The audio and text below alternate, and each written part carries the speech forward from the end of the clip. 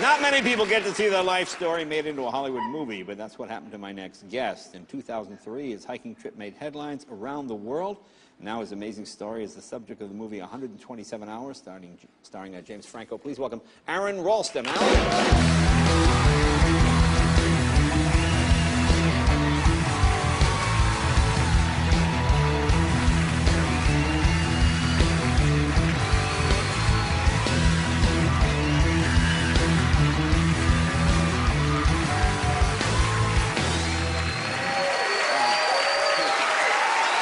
Welcome, my friend. Hey.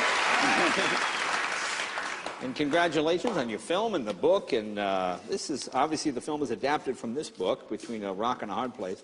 Probably the best adaptation of a book I've ever seen. Wow, I appreciate that. Thank you. When did you see the movie, and what did you feel like when you saw it? The first time I saw it was actually, they brought me in with a test audience, a group of just normal people that are going to see a movie and give some feedback on an early cut, and they had me undercover so I wouldn't be sniffed out. But that hat and sunglasses and a bag of popcorn covering my arm, and they sneaked me in, and I was crying from within maybe the first 15 minutes, because it was emotionally, it was good. It was not because it was bad. Oh my God, they've ruined my life. No. I mean, when you watch that amputation scene, does it seem surreal? Does it?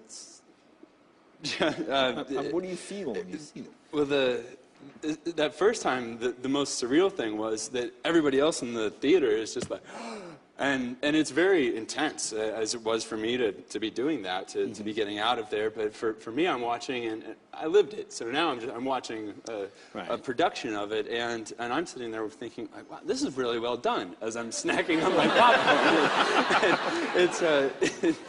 I realized I was munching quite loudly, almost distracting people. So I'm like, okay. But I mean, tell if people are not familiar. It's 2003. What, you go out for a hike? Tell people the story here. Yeah, I was out on a day hike, just a lark. Really, it's kind of like the way you might take your motorcycle out. For no, a but drive you're a really up, experienced hiker. This is not a normal. This is not somebody going for a hike. This is like an average person would not do the sort of hiking you do, correct? Well, no, but in the context of it wasn't like climbing Mount McKinley that day either. Right. This was going out for a walk in the park, as far as the other kinds of things that I was doing at that stage of my life. But it was a 15-mile hike. I was prepared for that, and I had equipment in order to negotiate a rappel. I was not expecting to see anybody else, but I came across two young women, as they're portrayed in the film, and that we were together for a short time. They left, and as several of my friends have teased me over the years, that next time go with the girls. Right. But I continued down on my own then, and got into a section of this canyon, and this is not like the Grand Canyon that's so huge, but it's rather like a 3-foot wide slot canyon. Right. Imagine the bottom of an elevator shaft, like a sunken hallway, and I'm negotiating a short drop off, and in that moment then I dislodged this quite large boulder that is falling from my head, and I'm underneath it. I try to get myself out of the way, and right in that moment, it ensnares my right hand and ends up settling between the two walls of the canyon that are just barely wider. I mean, did it crush your hand? And it crushed my hand. It had me trapped there, so it was inextricable. I couldn't move more than just a few inches. Show that picture. And these are pictures you took yourself. You had your camera with you. So you documented this whole thing. Yeah, I was saying goodbye. I mean, in those pictures, and I had a video camera that I was using to ultimately to say my will and testament, really, to my family. And it was knowing that I was going to die in that place. I went through all the different options of trying to get myself free, and was left. I was drinking my own urine as opposed to chocolate. I don't know. That's the other side of the spectrum. I was facing my death very imminently in that spot, and to understand something I think very powerful about life was that when I turned that video camera on and I was saying my goodbyes, it was the love that I had of bringing my parents, my sister, my family into that place with me, and feeling the strength and the courage that those relationships had given me. Let's show some of the video. This is the actual video you shot. Take a look. My name's Aron Raltston. My parents are down on Larry Ralston of Englewood, Colorado. Whoever finds this, please make an attempt to get it to them. Be sure of it. I would appreciate it. And the soundtrack was live, too. I mean, you think one of the orchestra people would help you out. So, the French horn guy. Yeah. So what did you use to amputate your arm? It was a dull pocket knife, because I first used this knife to try to chip away at the boulder to get myself free without having to amputate my hand.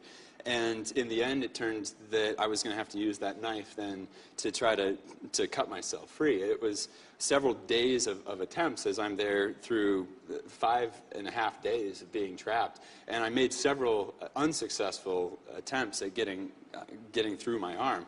But in the end, the knife was actually too dull to cut through the bones that were in my arm. So I was almost trapped as much by the knife as I was by the boulder. And finally, after a vision on the fifth night that I was there, I saw a little boy, maybe 3 years old, blonde hair, red shirt, playing in a living room. And I saw myself, like an out-of-body experience, interacting, picking him up, holding him there, and looking into his eyes. And I knew this was my future son, that I would have to get out of that canyon in order to someday see. And he gave me the courage to get through that worst night and then to actually solve the riddle. Yeah, I mean, I don't, as someone who picks at a scab, I have no idea. Are you a medical technician as well?